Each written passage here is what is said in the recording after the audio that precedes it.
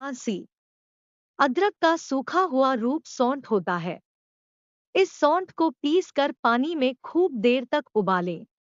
जब एक चौथाई रह जाए तो इसका सेवन गुनगुना होने पर दिन में 3 बार करें। तुरंत फायदा होगा।